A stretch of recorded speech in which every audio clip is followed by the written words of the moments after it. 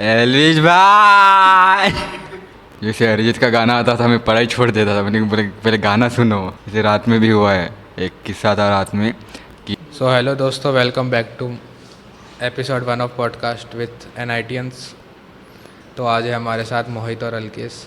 तो मोहित, सबसे पहले आप अपना इंट्रोडक्शन दीजिए।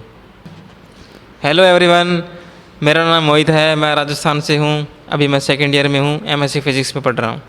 हेलो गाइस, मेरा नाम अलकेश है। मैं महाराष्ट्र से हूँ। महाराष्ट्र में नागपुर साइड से हूँ और मैं अभी सेकंड ईयर में पढ़ रहा हूँ डिपार्टमेंट ऑफ फिजिक्स में। डिपार्टमेंट। तो हम आज मोहित और अलकेश से पूछने वाले कि इनका जेई जर्नी क्या रही थी और अभी कॉलेज में आके कैसा फील कर रहे हैं। तो सबसे पहले स्टार्ट करते हैं। मोहित, आपने जेई क्यों चूज़ किया? पता नहीं, फिजिक्स के प्रैक्टिकल और मैथ्स में मेरे को बहुत ज़्यादा इंटरेस्ट था। इसको मैं आगे और एक्सप्लोर करना चाहता था, इसलिए मैंने जेई चुना। अलकेश साहब बताइए। कट मारनी पड़ेगी इसको बार। मैंने जेई इसलिए लिया कि जेई एक अच्छा प्लेटफॉर्म मिल जाता है कि खुद को आगे पेश करने का। तो इसलिए इंजीनियरिंग मुझे बेस्ट ऑप्शन लगा। इंजीनियरिंग में एक बात ये अच्छी होती है कि खुद कैसे इंप्रूव करते हैं, वो खुद से सीखते, सेल्फ डिपेंडेंस सीख जाते। तो मुझे ये बेस्ट ऑप्शन लगा, तो मैंने ये चूज़ करा। तो आप अपनी जेई जर्नी को अगर कुछ शब्दों में बताना चाहें अपनी ऑडियंस को, तो आप कैसे बताएंगे? 11th के अंदर मैंने कोचिंग किया था, सीकर के अंदर मैं गया था। कोटिल्या कोचिंग में ज्वाइन किया, 11th बढ़िया गई थी। 12th के अंदर कोरोना काल आ गया, घर पे पढ़ाई भी थी। केमिस्ट्री तो बिल्कुल छोड़ दिया था। मैथ और फिजिक्स के सारे इधर आए हैं बस। अलकेश साहब कुछ बताना चाहें? मैंने अपना 11th 12th आइलैंड से कंप्लीट किया है और मुझे जो अच्छा लगता था उसी टॉपिक पे मैंने फोकस करा है, जो नहीं लगता था उसे मैंने छोड़ दिया है। इस कारण मैं आगे नहीं जा पाया, जो टॉपिक छोड़ पाया। लेकिन जो मैंने किया है, टॉपिक जो प्रिपेयर किए थे, उसमें मेरा अपना बेस्ट दिया है कि वो टॉपिक मुझे, ये टॉपिक आ रहा है तो उसे वो आ ही रहा है मुझे। जब भी पढ़ाई करते बैठा है तो वो टाइम ऐसा था कि एकदम इफेक्टिव पढ़ाई होती थी कि उस टाइम पे उसी पे फोकस था और वो चीज़ें मुझे आ रही है, ये मैं श्योर था अपने लिए। तो मैंने ऐसे पढ़ाई की। और तो जैसे मैं अपना एक्सपीरियंस बताना चाहूँ तो मुझे 11th-12th में जेई का आइडिया नहीं था, तो उसके बाद मैंने ड्रॉप लिया। और 12th में जैसा कि आपको पता है हमारे कोरोना आ चुका था, तो इतने अच्छे से स्टडी हो नहीं पाई। इस कारण मेरे 11th-12th के कॉन्सेप्ट्स एकदम वीक थे। लेकिन फिर भी मैंने ड्रॉप ईयर में कोचिंग में एडमिशन लिया। फास्ट सिलेबस करवा रहे थे कोचिंग में, क्योंकि बहुत कम टाइम बचा था। ड्रॉप ईयर में 1 साल में 2 साल का सिलेबस कराना होता है, तो इस कारण मुझे ज़्यादा अच्छे से समझ में नहीं आई चीज़ें, क्योंकि मेरे 11th-12th के कॉन्सेप्ट्स काफ़ी वीक थे। जो भी समझ में आया, जो नहीं समझ में आया, थोड़ा बहुत पढ़ के आ गए बस कॉलेज। तो इससे हमें सीखने को मिलता है कि कैसी भी कंडीशन हो हमें पढ़ाई नहीं छोड़नी चाहिए। अभी आप एनआईटी में आ चुके हो, तो आपको एनआईटी में आके कैसा लग रहा है और आपने एनआईटी में आके क्या क्या एक्सप्लोर करना स्टार्ट किया है? यहाँ पे आने से पहले हमें अपने जो रुचि होती है उसके बारे में कुछ पता ही नहीं था। यहाँ पे आने के बाद मैं अलकेश से मिला। अलकेश ने मेरे को म्यूज़िक के बारे में बहुत ज़्यादा बताया। इससे मेरे को पता चला कि मेरा इंटरेस्ट म्यूज़िक में है। तो अभी मैं म्यूज़िक को और अच्छे से एक्सप्लोर कर पा रहा हूँ। यहाँ पे आके मुझे ये बात पता चली कि इतना इतना ज़्यादा लोड लेना नहीं होता किसी बात का। जो फर्स्ट ईयर से ज़्यादा जोश में होते हैं वो ले लेते। तो अगर प्लेसमेंट की पढ़ाई होती है, वो एक्चुअल पढ़ाई थर्ड ईयर ऑनवर्ड्स होता है। तो फर्स्ट ईयर और सेकंड ईयर थोड़ा सा चिल रहता है। तो दिमाग में ये था कि थोड़ा सा चिल रहता है तो कुछ नया कुछ सीखो। तो इसके लिए मैंने खुद के पैशन के लिए मैंने वोकल्स के क्लासेस ज्वाइन करे। तो मैं फर्स्ट ईयर सेकंड ईयर में वो सीखना चालू कर दिया है और अपनी कम्युनिकेशन स्किल्स या फिज़िकल हेल्थ पे ज़्यादा ध्यान देना चालू किया है। अच्छा, तो जैसा कि आपने देखा कि अलकेश म्यूज़िक को एक्सप्लोर कर रही है, कोचिंग भी ले रहे शायद, है ना? तो ये बहुत अच्छा गाना गाते, तो क्या आप हमें गाना गा के सुनाना चाहेंगे? मतलब कुछ भी आप अपना परफॉर्म करना चाहेंगे? मुझे पहले से ही इंस्ट्रूमेंट्स में ज़्यादा रुचि थी। तो यहाँ पे आके मैंने फ्लूट सीखा है या कैशियो मैंने सीखा है। मुझे आता था पहले से, पर उस पर मेरा ध्यान है तो मैं बजाता रहता हूँ। तो चलो मैं आपको कुछ सुनाता हूँ।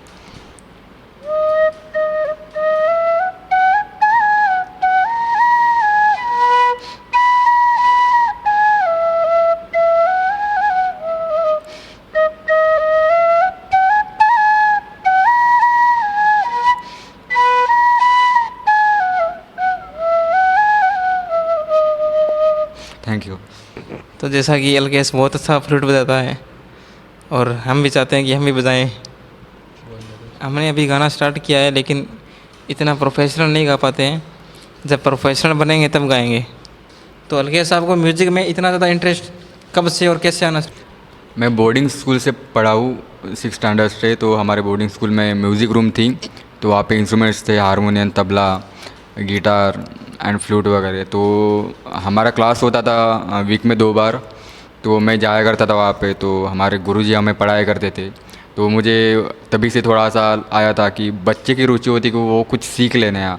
तो मैंने ऐसे जाके बजाता था कुछ भी। तो इसे बजाते बजाते मुझे आइडिया आ गई कि हारमोनियम प्ले कैसे होता है, क्या चीज़ें होती है। तो उसी से मैंने 6वीं से सीखना स्टार्ट किया। और पहले हारमोनियम सीखा, बाद में मेरे हाथ में फ्लूट आई। गुरुजी ने बोला था कि फ्लूट भी है अभी, तो सीख लो वो भी। तो मैंने फ्लूट खरीदी और वो भी सीख लिए।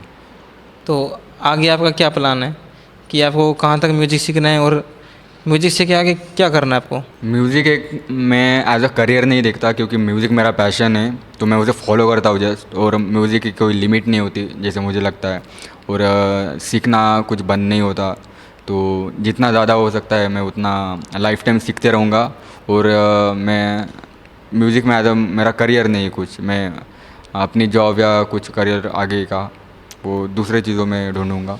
म्यूज़िक से आपको क्या मिलता है? बेसिकली म्यूज़िक ऐसा होता है कि वो अगर कुछ मुझे वोकल्स पसंद होते हैं, तो जब म्यूज़िक सुनते तो दिल को छू जाता है। कोई भी कंडीशन आ जाए, दुखी कंडीशन या आनंद कंडीशन, तो म्यूज़िक ऐसा कुछ होता है कि मतलब उसे सुनो और ठीक हो जाओ। म्यूज़िक तो आपको किस टाइप के गाने पसंद है? बोल। सबसे ज़्यादा अरिजीत को सुनता हूँ। और ऐसे लोगों को सुनता हूँ जो हिंदुस्तानी क्लासिकल म्यूज़िक सीखे हैं, जिनको राग अच्छे से आता है। तो जैसे अभी आप कॉलेज में आ चुके हैं, तो जब आप जेई के टाइम पे 11th-12th में जब आप पढ़ाई करते थे और अभी आप पढ़ाई करते हो, तो उन दोनों में क्या डिफरेंस आया है? जेई के टाइम जब पढ़ाई करते थे उसमें फिजिक्स और मैथ बढ़िया से करते थे, कंसेप्चुअल बातें होती सारी और बहुत ज़्यादा इंटरेस्ट आता था उसके अंदर। अभी वैसा कोई सीन है नहीं, बस सीजीपीए लानी है इसलिए पढ़ाई कर रहे हैं। मुझे ये लगता है कि जेई के टाइम पे डिसिप्लिन फॉलो करा है टीचर्स लोगों ने और स्टूडेंट्स लोगों ने भी। और एक जेई में एक टारगेट था जिसे पूरा करना था कि अगर रोज़ 30 क्वेश्चन दे दिए सॉल्व करने, तो वो करना ही है, क्योंकि एक अच्छी रैंक सिक्योर करनी थी अच्छे कॉलेज के लिए। और यहाँ पे कॉलेज में आके ऐसा कुछ है नहीं कि ये टारगेट है, इसे पूरा करना है, इसकी वजह से हमें आगे ये होगा। बस सीजीपी के लिए पढ़ते रहना है। और थोड़ा सा प्रेशराइज वे में होता है कि बस अगर फेल हो जाएंगे तो 1 साल वो रिपीट करना पड़ेगा। तो इस डर से पढ़ाई कर रहे हैं। हाँ, तो जैसे हम 11th-12th में पढ़ते थे, तो 11th-12th में मेरा ये रहता था कि 11th-12th में मैंने साइंस अपने इंटरेस्ट के हिसाब से ली थी, क्योंकि साइंस में इंटरेस्ट था मैं। तो 11th-12th में कोई प्रेशर नहीं था पढ़ाई का, पढ़ते थे अपने इंटरेस्ट के लिए पढ़ते थे और पढ़ने में मज़ा आता था। लेकिन अभी कॉलेज में आने के बाद यहाँ पे एकदम बोरिंग पढ़ाई होती है। और एक बात बताओ आप लोग, अगर किसी बच्चे को क्लास में इंटरेस्ट आ रहा तो वो अपने आप आएगा ना क्लास? ये अटेंडेंस का रूल आया क्यों? सबसे पहले तो ये बताओ। तो आप ये बताओ कि ये जो अटेंडेंस का रूल है 75% अटेंडेंस, आपका इस रूल के बारे में क्या ख्याल है? जैसे मेरा मानना है कि अगर किसी बच्चे को जेन्युइन पढ़ाई में इंटरेस्ट होगा तो वो खुद आएगा ना, उसे अटेंडेंस का फोर्स क्यों करना ज़बरदस्ती? आप क्या कहना चाहेंगे इस बारे में? आपकी बात बिल्कुल सही है, लेकिन इसका एक दूसरा पक्ष भी है। अगर ये अटेंडेंस वाला क्राइटेरिया हटा देंगे तो कोई भी क्लास नहीं आएगा फिर। और इससे क्या है, एक डिसिप्लिन बना रहता है। क्लास लगती है तो कि आज क्लास जाना है, क्लास चले गए, एक डिसिप्लिन चल रहा है पूरा। ये हट जाएगा तो फिर कोई क्लास नहीं जाएगा, कोई डिसिप्लिन नहीं रहेगा, पूरे दिन रूम में पड़े रहेंगे। मुझे लगता है अटेंडेंस का क्राइटेरिया कुछ हद तक सही भी है, क्योंकि पढ़ने वाले तो ऑब्वियसली जाते हैं, अटेंडेंस रहे या ना रहे। लेकिन जो ना पढ़ने वाले होते वो ट्यूशन फीस तो दे देते, लेकिन अगर सारा दिन रूम पे पड़े रहेंगे उनका इफ़ेक्टिवली कुछ नहीं होगा। क्योंकि वो अगर पढ़ने में इंटरेस्ट नहीं है तो वो बाकी चीज़ें कैसे संभालेंगे। रात को देर रात तक सोना होगा और सुबह देर रात तक जगना देर सुबह तक लेट जगेंगे, 12 बजे जगेंगे। रात को अगर लेट जगते रहेंगे फिर वो स्टूडेंट्स, और सुबह लेट उठेंगे, तो उनकी स्लीप शेड्यूल भी हेल्थ पे इफ़ेक्ट पड़ेगा उनके। बस इसी वजह से अगर अटेंडेंस का क्राइटेरिया अगर अटेंडेंस का क्राइटेरिया रहेगा तो सुबह जल्दी भी उठेंगे और उनकी हेल्थ भी सही रहेगी। तो अटेंडेंस शायद मेरे हिसाब से सही चीज़ है। आज आप क्लास के लिए सुबह कितने बजे उठे थे? मैं तो क्लास के लिए नहीं उठता, मेरी दिन की शुरुआत अपने फिज़िकल एक्सरसाइज से होती है। तो मैं हमेशा 6 बजे उठता हूँ और घूमने जाता हूँ एक पार्क में, वहाँ पे एक्सरसाइज करता हूँ और बाद में आता हूँ, नहाता हूँ और क्लास के लिए रेडी होता हूँ। बस यही शेड्यूल चलता है। अच्छा, तो आप अब ये बताइए कि जैसे जेई के बाद की आपकी लाइफ कैसी और जेई से पहले आपकी लाइफ क्या थी, और कॉलेज में आके आपने क्या क्या सीखा नई चीज़ें?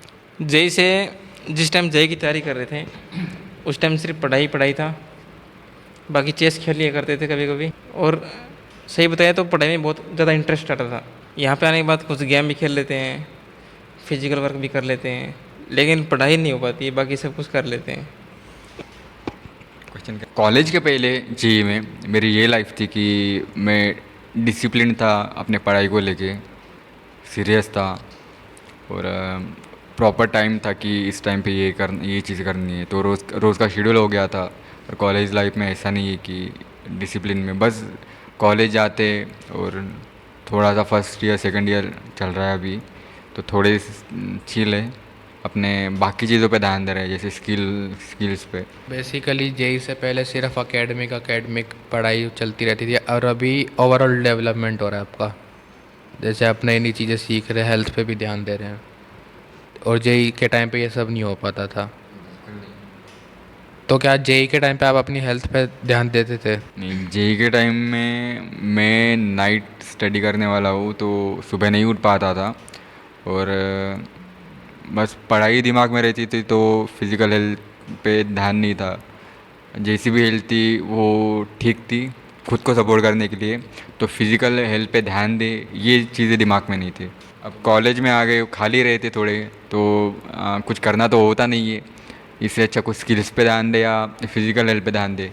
जेई के टाइम पढ़ाई भी करते थे, फिजिकल हेल्थ भी करते थे। इसको काट देना। जेई के टाइम पढ़ाई पूरे लाइफ टाइम का 80% पढ़ाई होता था, बाकी बहुत कम टाइम बाहर घूम लिया करते थे, पार्क वगैरह में थोड़ा बहुत घूम लिया करते थे। तो हिमांशु जी, आपको हिमांशु जी नहीं तो तो हिमांशु बताइए आप कि आपको जेई का बहुत कैसे सवार हुआ, आपने जेई की तैयारी क्यों की, कॉलेज में आके आपने क्या उखाड़ दिया? ऐसा है कि 11th-12th में साइंस तो अपने इंटरेस्ट के लिए ली थी, लेकिन जब हम देखा कि 12th के बाद क्या करना है, तो उसके लिए हमें दिखा कि इंजीनियरिंग करनी है, बीटेक करनी है। तो उसके लिए बेस्ट ऑप्शन दिखा हमें जेई का। हमने गूगल पे सर्च करा कि जेई क्या होता है, तो हमने कहा कि एक बार ट्राई करके देखते जेई हो पाता है नहीं हो पाता। तो सिर्फ जेई 11th-12th तक तो कोई जेई का आइडिया नहीं था। उसके बाद ड्रॉप ईयर में जेई के लिए कोचिंग करी, तो टाइम बहुत कम था प्रिपरेशन के लिए, और एकदम मतलब कोचिंग में बहुत फास्ट सिलेबस चल रहा था, और 11th-12th में ज़्यादा जेई का पढ़ा नहीं था। जेई मतलब एक तरह से और कोई ऑप्शन नहीं था हमारे पास, तो हमने फिर जेई को ही चूज़ किया।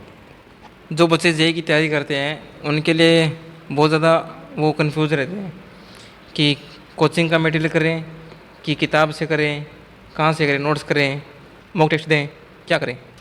चीज़ ये ध्यान रखनी कि इसमें कि आपके पास टाइम एकदम लिमिटेड है, तो कोई भी एक चीज़ पकड़ लो। ऐसा नहीं है कि बुक्स ख़राब है या फिर कोचिंग मटेरियल्स ख़राब है, बस ये कि कोचिंग मटेरियल्स आपको थोड़ा जल्दी हो जाएगा। और जैसे आप अगर कोचिंग जा रहे हो तो आपको आधी से ज़्यादा चीज़ें आपको कोचिंग में पढ़ा दी जाएगी, तो आपको बुक्स पढ़ने की ज़रूरत नहीं है। लेकिन अगर आप सेल्फ स्टडी कर रहे हो तो उस केस में आपको बुक्स प्रेफर कर सकते हो आप। नहीं तो अगर आप कोचिंग जा रहे हो तो कोचिंग मटेरियल को ही आप प्रायोरिटी दीजिए, और आपके पास पहली बात इतना टाइम नहीं है कि आप सब कुछ कर पाए, तो एक चीज़ पकड़िए और उसे 100% दीजिए, ना कि 100 चीज़ें पकड़ के 1-1% देने। समझ गए आप? क्या समझे आप? हम सब कुछ समझ गए। समझाइए। अब अपने करियर को कॉलेज के बाद खुद को कहाँ देखना चाहते हैं, या आप क्या करना चाहते हैं आगे जाके, बिजनेस या कोई जॉब या गवर्नमेंट जॉब, या कहाँ पढ़ाने चाहते, क्या करना चाहते हैं? देखिए, फ्यूचर तो कोई नहीं जानता, ना हम जानते ना आप जानते।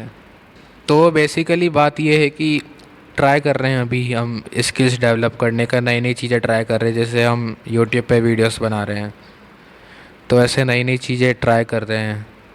किसी को क्या पता कि क्या चीज़ चल जाए, क्या चीज़ ना चले। अच्छा, आप बताएं, आप अपने करियर को आगे क्या करना चाहते हैं? मैं यहाँ से कॉलेज में, मेरा कॉलेज टू प्लेसमेंट मैं नहीं चाहता, क्योंकि यहाँ पे कंपनीज आती है, अच्छा अच्छा पैकेज भी ऑफ़र करती है, लेकिन हमें कुत्तों की तरह ट्रीट करा जाता है कि जब आए लात मार के भगा दो, तो वो गुलामी टाइप सा लगता है। तो ऐसा नहीं चाहिए, मुझे कोई रिस्पेक्टेड पोस्ट चाहिए। तो मैं गवर्नमेंट जॉब के लिए प्रिपेयर करना सही समझूंगा। तो मेरा क्वेश्चन मोहित से है कि मोहित, तुम्हारा फ्यूचर प्लान क्या है कि तुम करियर में खुद को कहाँ देखना चाहते हो, क्या चीज़ें करना चाहते हो? मैं फ्यूचर में खुद को टीचर के रूप में देखना चाहता हूँ, फिजिक्स टीचर, या तो जेई की कोचिंग में, और प्रोफेसर के रूप में। अब वो आगे चल के देखते हैं कि कौन सा फील्ड, कौन सा रास्ता मिलता है।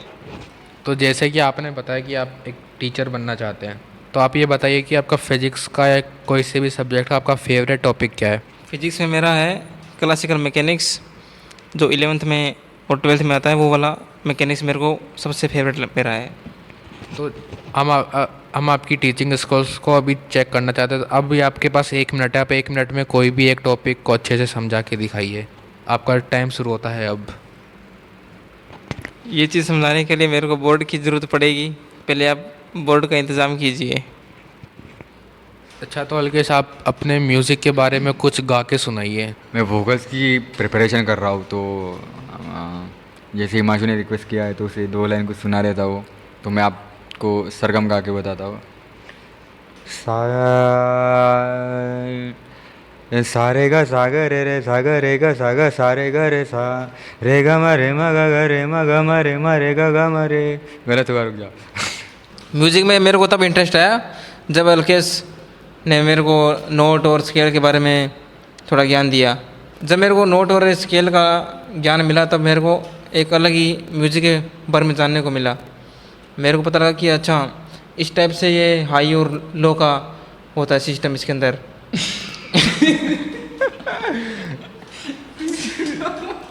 सिस्टम। अब ये भी जोड़ते हैं, सिस्टम। अरे मस्त कॉमेडी वाला बनेगा ये, तो कॉमेडी वाला पार्ट भी डाल देना बीच में। ये देख तो कैसे करना है, वो ऐसे टंग ऐसे करके आता है, फिर ब्लैक एंड व्हाइट कर देना ये कॉमेडी वाला सीन, फिर वो तुम ऐसे करके तो वापस और नजर आ देना। समझ में नहीं आया, लेकिन ये एडिट कर देगा।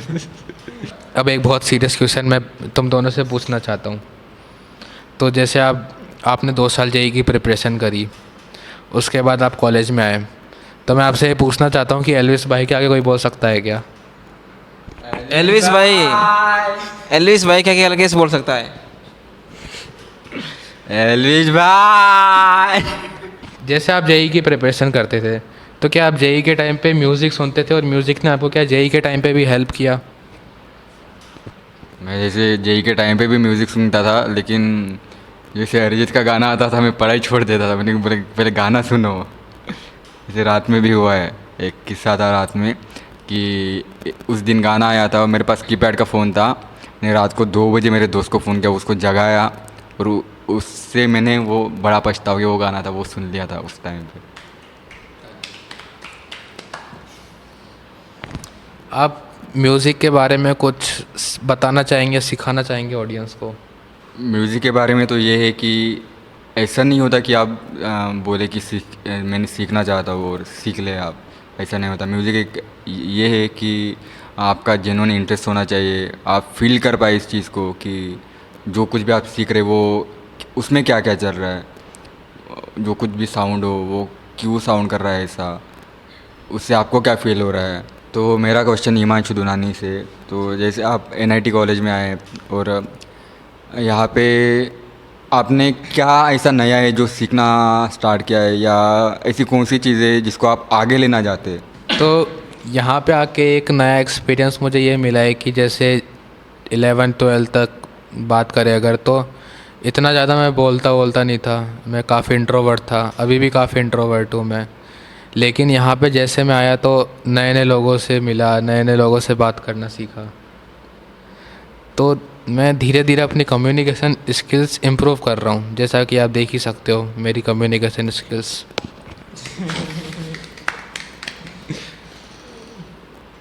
तो यहाँ ये एक चीज़ मुझे मिली है, इस पर कम्युनिकेशन स्किल्स पे मुझे और काम करना है अभी।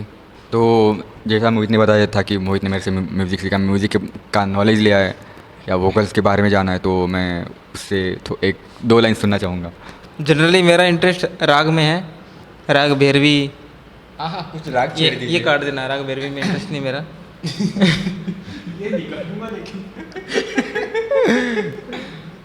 अरे वो कौन सी राग है? दरबारी। मेरा इंटरेस्ट है राग दरबारी में। पता कुछ नहीं है उसके बारे में, पर इंटरेस्ट है। अच्छा, होता क्या है ये? अरे सैड राग होते हैं। राग दरबारी बहुत शेड राग होती है। अच्छा, एग्जांपल देके बताइए कुछ। एग्जाम्पल, राग का एग्जाम्पल नहीं भाई। तो फिर राग जैसे कि एक गाना है, गाइए गाइए। वो दारू वाला कौन सा गाना है? दारू वाला? मुझे पीने का शौक नहीं, अरे पीता हूँ गम बुलाने को। अरे नहीं, वो थोड़ी सी जो फील, हाँ ऐसे। जैसे कि हंगामा सॉन्ग है, हंगामा सॉन्ग जो है दरबारी राग पे है। और एक राग और है शिवरंजनी राग। ये राग मेरे को बहुत अच्छी लगती है, इतनी सेड राग है ना ये। और साइंटिफिकली प्रूफ हुआ है कि इस राग को सुनने से आपकी जो याद रखने की जो क्षमता है वो बढ़ती है। दरबारी, हाँ। जैसा कि मैंने बताया कि हंगामा जो गाना है वो राग दरबारी पे है, तो अलकेश 2 लाइन सुनाएंगे हंगामा गाने की। क्या है, तेरे को सुनाना है? मेरे को नहीं आता। हंगामा है क्यों बरपा, थोड़ी सी जो पीली है, डाका तो नहीं डाला, चोरी तो नहीं की है, हंगामा क्यों बरपा, थोड़ी सी जो पीली है, थोड़ी सी जो पीली है, जो पीली है, जो पीली है। तो हिमांशु से मैं ये पूछना चाहता हूँ कि जैसा आप एडिट करते वीडियो, तो एडिटिंग को आप किस लेवल पे ले जाना चाहते, या एडिटिंग से क्या करना चाहते? मैं मोहित को अपना एडिटर हायर करना चाहता हूँ 10 रुपये पर डे के हिसाब से, जो कि असंभव है। ये 5 रुपये में भी काम कर सकता है। मैं 500 किसी को अगर अपनी वीडियो बहुत अच्छी एडिट करानी हो तो मोहित को इंस्टाग्राम पे मैसेज कर सकते हाँ, मुझे टेक कीजिए आप। 500 रुपये पर मिनट का लेता हूँ मैं। बिल्कुल, बहुत अच्छी एडिटिंग करते हैं मोहित। बहुत प्रो लेवल की एडिटिंग करता हूँ मैं। ऐसी एडिटिंग करता हूँ कि आपकी आंखें फटी रह जाएगी। आ गया, मेरे आ गया।